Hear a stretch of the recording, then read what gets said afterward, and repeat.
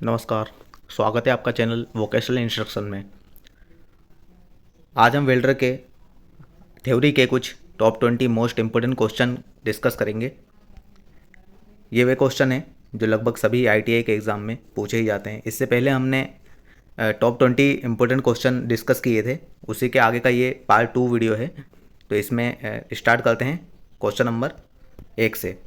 पहला क्वेश्चन है, वेल्डिंग में विरूपण किसके कारण होता है? वेल्डिंग में डिस्टोर्शन होता है किसके कारण होता है? अत्यधिक करंट का उपयोग करने से, अनुचित क्लैंपिंग तरीका, वेल्ड पुल का ऑक्सीकरण या गलत इलेक्ट्रोड का प्रयोग करके। का सही उत्तर हो जाएगा ऑप्शन नंबर बी, अनुचित क्लैंपिंग का उपयोग करके करने से डिस्टोर्शन होता है। तो जैसे कि आपको यहाँ पे दिख रहा होगा, ये देखिए, ये आपको इस पिक्चर में दिख रहा होगा, ये डिस्टोर्शन के प्रकार दिए हुए हैं। 3 प्रकार के डिस्टोर्शन मुख्यतः होते हैं। एक होता है लॉन्गिट्यूशनल, एंगुलर और ट्रांसवर्स। ये 3 प्रकार के डिस्टोर्शन होते हैं। ये आपको दिख रहा होगा कि लॉन्गिट्यूशनल श्रिंकेज में क्या होता है, डिस्टोर्शन में क्या होता है कि जो जैसे ये वेल्ड किया हुआ है, ये प्लेटें वेल्ड की हुई है, ये प्लेटें वेल्ड की हुई है, इसमें देख रहे होंगे आप, ये प्लेटें वेल्ड की हुई है। तो इसमें यदि ये आपस में ये श्रिंकेज यदि हो जाती है, ये देखिए आपको दिख रहा होगा, आपस में यदि ये सिकुड़ रही हैं तो ये लॉन्गिट्यूशनल हो जाता है। उसके बाद ट्रांसवर्स में क्या होता है, ट्रांसवर्स में ये होता है कि प्लेटें आपस में ऊपर की ओर उड़ जाती हैं। ये जो प्लेटें होती है ये आपस में उड़ जाती हैं ऊपर की ओर, तो ये ट्रांसवर्स श्रिंकेज हो जाएगा, डिस्टोर्शन हो जाएगा। उसके बाद आपको ये अगला दिख रहा होगा इसमें एंगुलर डिस्टोर्शन। तो एंगुलर डिस्टोर्शन में क्या होता है, जैसे कि ये टी जॉइंट बना हुआ है, तो टी जॉइंट या तो ये लेफ्ट की ओर या फिर राइट की ओर ये झुक जाता है। तो ये 3 प्रकार के इसमें मुख्यतः डिस्टोर्शन होते हैं। तो इसका राइट आंसर क्या हो जाएगा, अनुचित क्लैंपिंग का तरीका। यदि क्लैंपिंग अनुचित है तो ये इसमें डिस्टोर्शन का कारण हो सकती है। चलिए अगले क्वेश्चन की ओर बढ़ते हैं। अगला क्वेश्चन है, एल्यूमिनियम को वेल्ड करना कठिन है क्योंकि बहुत हल्की धातु है, गलनांक कम है, आसानी से मुड़ जाता है, या Al2O3 की परत होने के कारण। तो क्या होगा इसका answer, option number D, Al2O3 की परत होने के कारण। चलिए अगले क्वेश्चन की ओर बढ़ते हैं। अगला क्वेश्चन, वेल्डिंग एल्यूमिनियम मिश्र धातुओं के लिए उपयोग किए जाने वाले इलेक्ट्रोड है टंगस्टन कॉपर, कैडमियम कॉपर, कठोर खींचा हुआ तांबा, हाइड्रोन कॉपर, या इनमें से कोई नहीं। तो सही उत्तर क्या हो जाएगा, हाइड्रोन कॉपर, ऑप्शन नंबर सी। अगला क्वेश्चन है, स्पॉट वेल्डिंग में इलेक्ट्रोड बनाने के लिए सामग्री का उपयोग किया जाता है लोहे का इलेक्ट्रोड, कॉपर मिश्र धातु इलेक्ट्रोड, सिलिकॉन इलेक्ट्रोड या कच्चा लोहा। तो इसका राइट आंसर क्या हो जाएगा, ये देखिए, इसका सही आंसर हो जाएगा, राइट आंसर हो जाएगा इसका ऑप्शन नंबर बी, कॉपर मिश्र धातु इलेक्ट्रोड।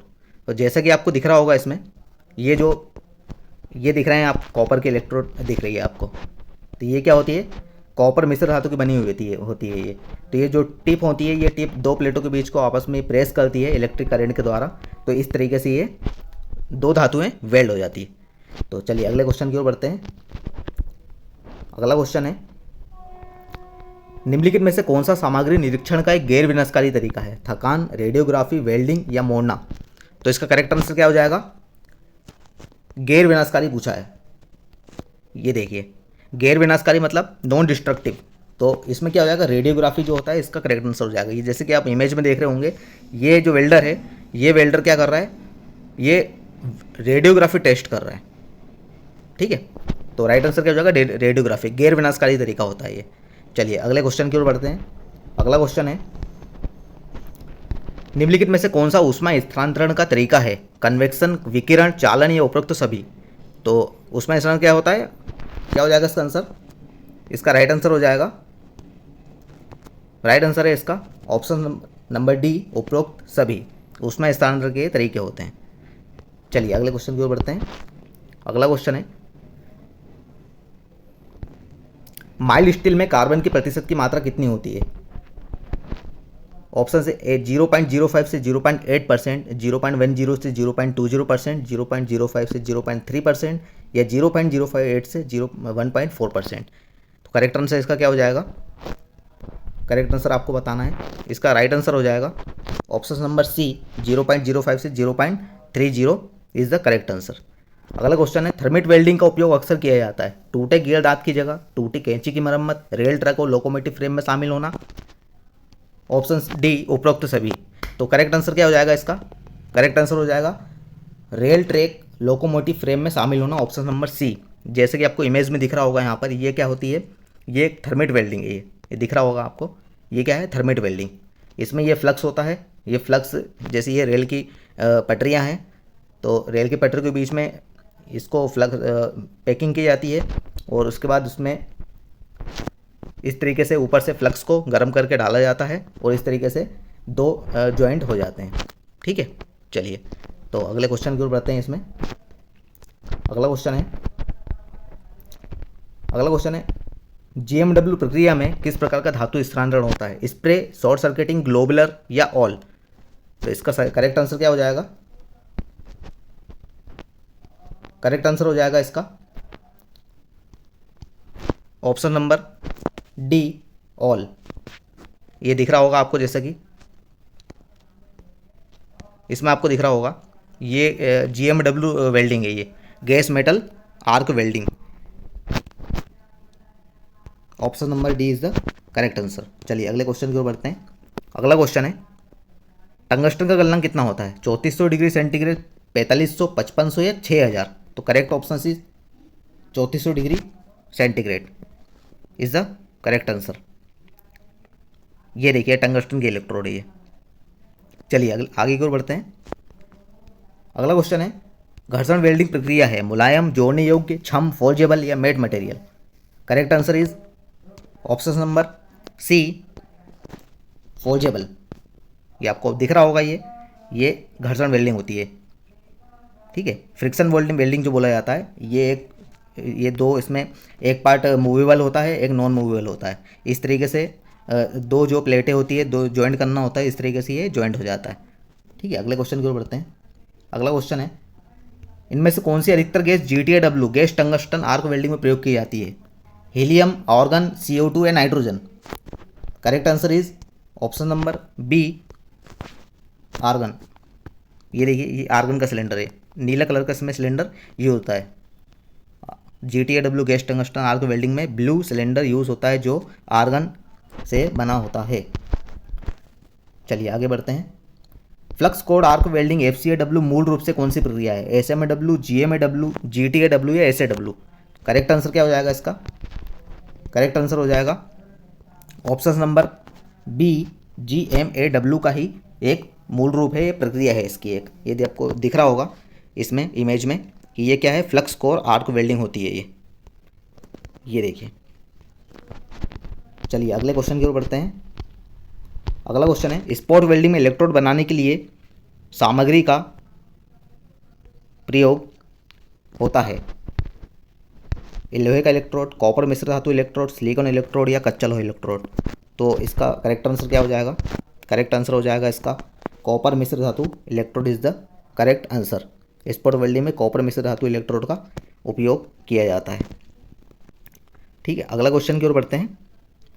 अगला क्वेश्चन है लेज़र बीम को निर्देशित करने के लिए निम्न में से किसका उपयोग किया जाता है, कांच के छिद्रित कांच की चादरें, फ्लैक्ट ऑप्टिकल तत्व, विद्युत चुंबकीय कॉइल। करेक्ट आंसर क्या हो जाएगा इसका, करेक्ट आंसर हो जाएगा option number C, flat optical तत्व। ये देखिए आपको इमेज में दिख रहा होगा, ये क्या है, लेज़र बीम वेल्डिंग होती है ये। इसमें ये क्रिस्टल कौन सा यूज़ होता है, रूबी क्रिस्टल यूज़ होता है। यहाँ पे ये लेंस यूज़ होता है, फ्लैट ऑप्टिकल तत्व, उसको यहाँ से पावर सप्लाई दी जाती है। ये साइड में इसके ये जो फ्लैश लैंप्स होते हैं, इस तरीके से लेज़र बीम वेल्डिंग प्रयोग की जाती है। चलिए अगले क्वेश्चन की ओर बढ़ते हैं। नेक्स्ट क्वेश्चन है प्रतिरोध वेल्डन में उत्पन्न ऊष्मा को किसके द्वारा व्यक्त किया जाता है। इसमें ऑप्शन है I² RT, IRT, I2RT, I² RT या 4I RT। तो इसको आपका आंसर बताना है। इसका करेक्ट आंसर क्या हो जाएगा, ऊष्मा को किसको द्वारा व्यक्त करना है। आपको पता होगा इस वक्त फॉर्मूला क्या था, H = I² RT इसका फॉर्मूला होता है। तो इसका करेक्ट आंसर क्या हो जाएगा, option number A, I² RT is the correct answer.